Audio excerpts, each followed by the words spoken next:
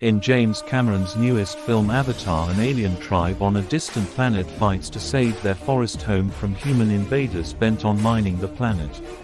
The mining company has brought in ex-Marines for security, and will stop at nothing, not even genocide, to secure profits for its shareholders. While Cameron's film takes place on a planet sporting six-legged rhinos and massive flying lizards, the struggle between corporations and indigenous people is hardly science fiction. For decades, real indigenous tribes around the world have faced off with corporations, mining, logging, oil and gas, determined to exploit their land. These corporations, much like the company in the film, usually have support from the government and access to security forces, sometimes in the form of ex-military or state police.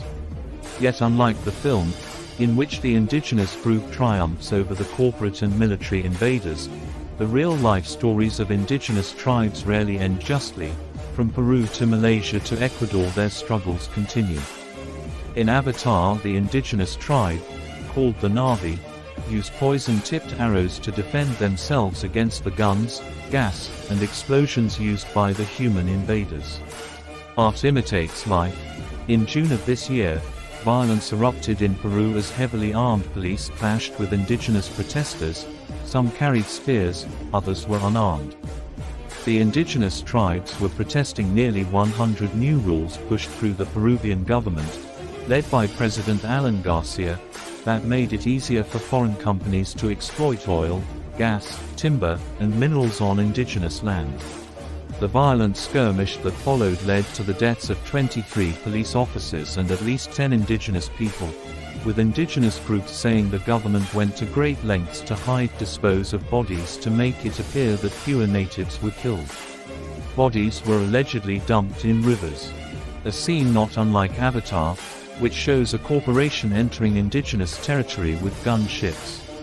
The seismic testing alone involves 300 miles of testing trails, over 12,000 explosive charges, and 100 helicopter land pads in the middle of a largely untouched and unknown region of the Amazonian rainforest. The reserve, which was created to protect native people's homes, may soon be turned into a land of oil scars. Indigenous groups say they were never properly consulted by Hunt Oil for use of their land.